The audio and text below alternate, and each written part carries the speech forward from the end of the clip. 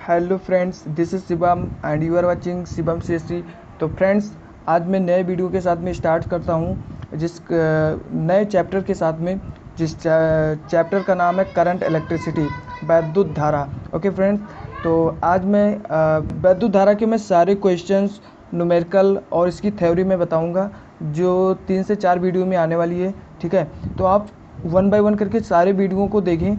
अगर आप मेरे सारे वीडियो अगर आप देख लेंगे ना, तो आपको कोई ऐसा क्वेश्चंस नहीं है जो करंट के ना लगे, क्योंकि करंट टॉपिक बहुत ही, आई थिंक बहुत ही इम्पोर्टेंट टॉपिक है और बहुत ही इजी है यार। अगर मेरे वीडियो आप सारे देख लेंगे ना, तो आपको कोई ऐसा क्वेश्चंस नहीं है जो किसी भी कम्पिटिटिव एग्जाम में आया हो, जे मेंस और जे एडवांस में आया हो, और अगर आप ना सॉल्व कर पाएँ। ठीक है, तो प्लीज़ आप पूरी वीडियो देखें और चलिए स्टार्ट करते हैं। तो करंट इलेक्ट्रिसिटी, ठीक है, वैद्युत धारा, हिंदी में से क्या बोलते हैं फ्रेंड्स, वैद्युत धारा। इसकी देखो स्टार्टिंग में कुछ थ्योरी पार्ट्स होती है ना, तो आज मैं कुछ थ्योरी ज़्यादा कराऊंगा, न्यूमेरिकल्स बहुत कम ही करा पाऊंगा इस वीडियो में। ठीक है, तो क्वेश्चंस क्या है पहला, तो चलिए पहला स्टेटमेंट अपन पढ़ते हैं। ठीक है, स्टेटमेंट क्या है कि आवेश प्रवाह की जो दर होती है वही धारा होती है ना। आवेश प्रवाह की दर धारा कहलाती है, तो इसको ध्यान में रखना। धारा एक अदिश राशि है, परंतु इसकी दिशा हमेशा धनात्मक आवेश की गति की दिशा या ऋणात्मक आवेश की गति की दिशा की विपरीत होती है। तो और इसका मात्रक क्या होता है, एम्पियर होता है। ठीक है यार, ये इसका मतलब क्या है कि देखो, ये अगर कोई प्लस चार्ज है ना, उसकी गति की दिशा, जो सेकंड पॉइंट का मतलब क्या था कि अगर कोई धनात्मक चार्ज है, उसकी अगर डायरेक्शन इधर है ना, तो उसका करंट भी इधर ही फ्लो होने वाला है, उसी की डायरेक्शन में, दोनों सेम डायरेक्शन में होंगे। लेकिन अगर कोई निगेटिव, किसी आवेश पे, चार्ज पे निगेटिव है, वो चार्ज क्या है, निगेटिव है, तो अगर आवेश इधर फ्लो होगा ना, तो करंट उस टाइम पे इधर फ्लो हो रहा होगा, मतलब दोनों एक दूसरे के अपोजिट डायरेक्शन में होंगे। ठीक है, अब अपन पढ़ने वाले हैं यार, औसत धारा क्या होती है और तात्क्षणिक धारा क्या होती है। तो सिंपल सा बात है कि इसका फार्मूला आप लोग याद रखिए कि औसत धारा जो होती है delta Q divide by delta T होती है, और तात्क्षणिक धारा जो होती है आई इक्वल टू वो D Q by D T होती है। ठीक है, तो ये दोनों फार्मूले आपको याद में रखना है। ज़्यादा चेंज होगा तो हम ये फार्मूला लगाएंगे, उस टाइम पे हम औसत धारा की बात करते हैं। कम चेंज होता है ना, तो तात्क्षणिक धारा की हम बात करते हैं। ठीक है, तो उस केस में हम ये फार्मूला लगाते हैं D Q upon D T. ठीक है, तो ये दोनों फार्मूले आपको ध्यान में रखना है। ठीक है फ्रेंड्स, तो अभी तक अपन ने ये दो फार्मूले देखे, एक औसत धारा का, ठीक है, सेकंड फार्मूला अपन ने देखा तात्क्षणिक का।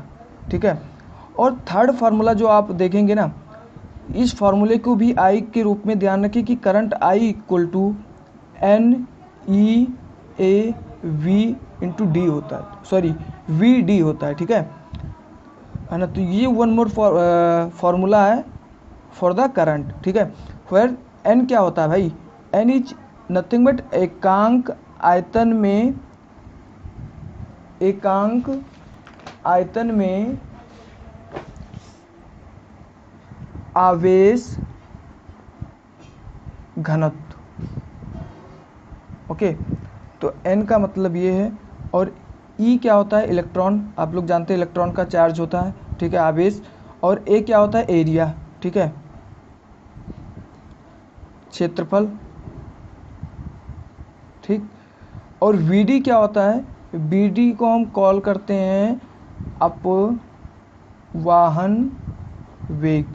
ठीक है, तो ये फार्मूला आपको ध्यान में रखना है, इससे भी रिलेटेड बहुत सारे क्वेश्चंस आते हैं जो कि एग्ज़ाम में पूछे जाते हैं। ठीक है, अब यार कुछ मैं पॉइंट्स लिखवाने जा रहा हूँ। ठीक है, कि चालक में, ठीक है यार, ये पॉइंट्स बहुत ही इंपॉर्टेंट पॉइंट्स, तो इसको ध्यान में रखें कि चालक में n जो होता है ना, n क्या था अपन का, एकांक आयतन में आवेश घनत्व, ताप पर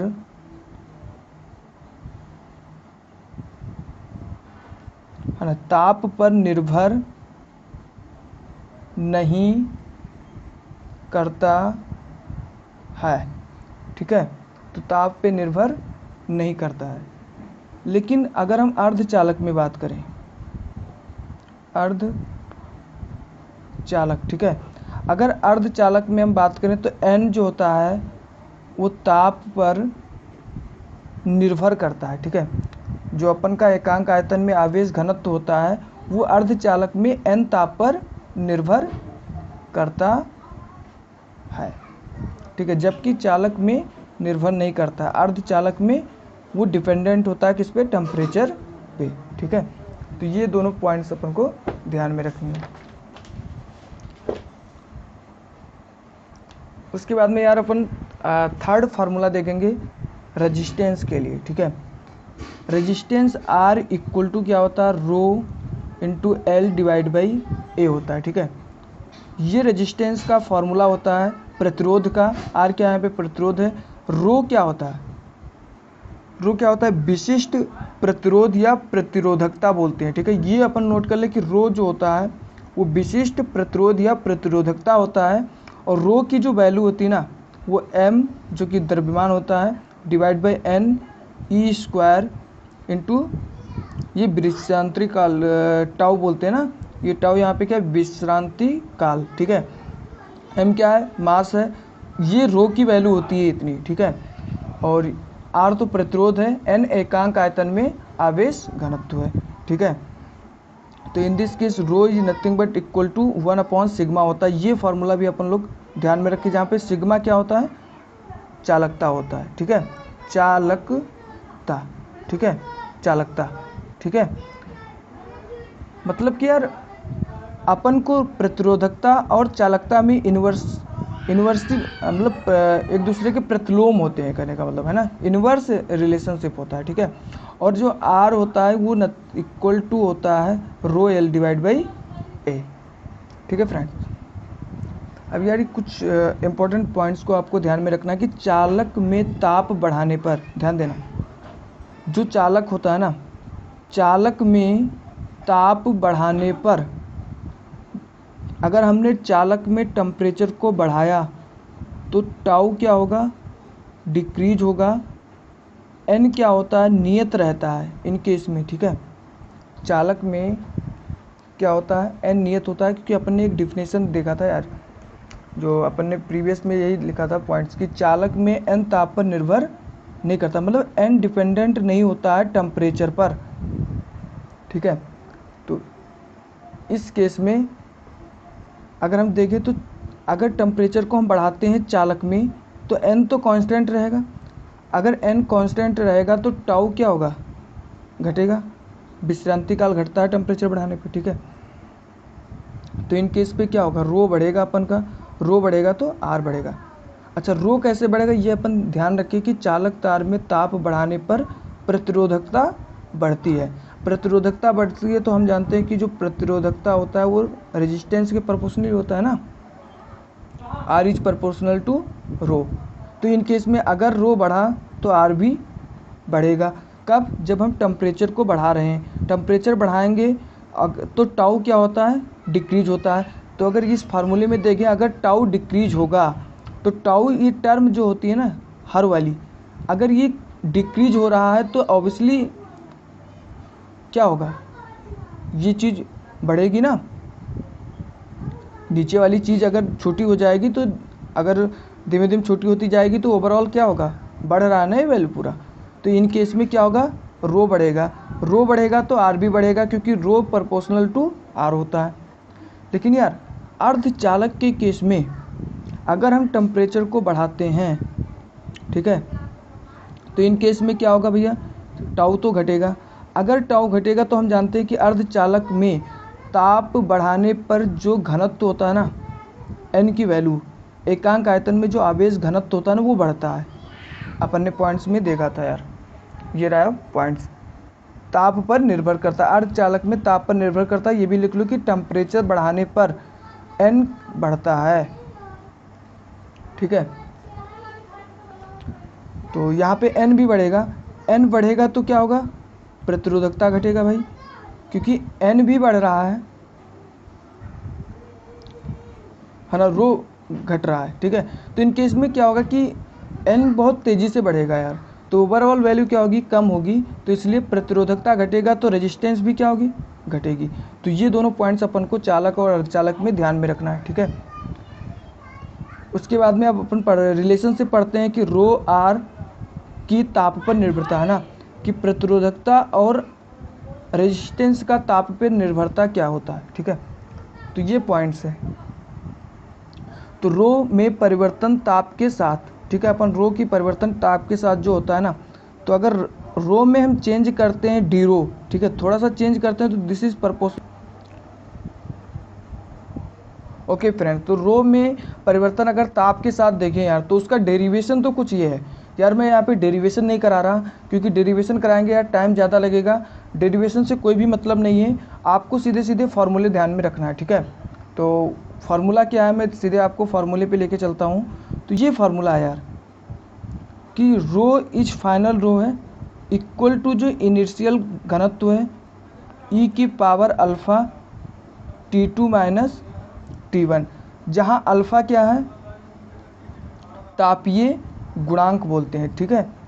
तो ये होता है अपन का तापीय गुणांक, ठीक है। तो अल्फ़ा क्या होता है, तापीय गुणांक होता है। तो ये रो का फार्मूला होता है यार, है ना। मैं एक बार और लिखता हूँ कि रो इक्वल टू रो ई की power alpha T2 minus T1, okay. तो this is formula for the temperature पे क्या इफ़ेक्ट होता है प्रतिरोधकता का, ठीक है। और इसका ये ग्राफ होता है, अगर हम प्रतिरोधकता और टेम्परेचर पे ग्राफ बनाएं तो हम जानते हैं कि क्या होता है। देखो टेम्परेचर पे कैसे डिपेंड कर रहा है, ये इक्वेशंस कैसी है, ई की पावर एक्स टाइप की है ना इक्वेशंस, वाई इक्वल टू ई की पावर एक्स टाइप की इक्वेशंस है। तो उन केस में ई की पावर एक्स का ग्राफ कैसे बनता है यार, कुछ ऐसे बनता है ना। तो इन केस में इसका भी कुछ ऐसे ग्राफ आने वाला है, ठीक है। तो ये अपन का रो का ताप के साथ परिवर्तन था, ठीक है। ओके, अब यार अपना एक और फार्मूला देखेंगे कि अगर आर के साथ में रो का परिवर्तन देखें,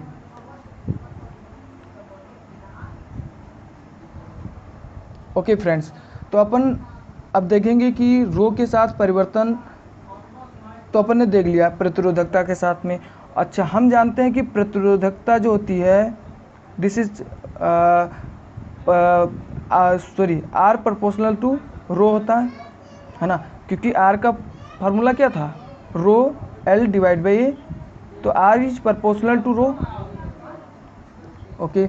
तो इन दिस केस में अगर हम देखें तो इस पर हम बाद में आते हैं, ठीक है। ओके फ्रेंड्स, तो पहले अपन देखते हैं अगर अल्फ़ा T2 माइनस T1 अगर बहुत ही छोटा होगा, ठीक है फ्रेंड्स, ये चीज़ आप देख लेना, तभी ये फार्मूला अप्लाई करना। अगर अल्फ़ा T2 माइनस T1 मतलब ई की पावर जो भी था अगर वो 1 से छोटा है तो हम rho equal to rho naught 1 plus alpha delta T लिखते हैं, जहाँ अल्फ़ा क्या है, तापीय गुणांक है, और ये टेम्परेचर में चेंज है 1 प्लस के साथ में। इसको ऐसे लिखेंगे, we know that R is proportional to rho, तो हम आर का फॉर्मूला भी इन केस में लिख सकते हैं कि आर इक्वल टू और not 1 plus alpha delta T. तो यार ये दोनों फार्मूले बहुत ही इंपॉर्टेंट्स हैं, इस पे क्वेश्चंस बहुत सारे आते हैं, लेकिन ये कब फार्मूला लगेगा, जब आपका alpha multiply by T2 minus T1 is less than 1 होगा,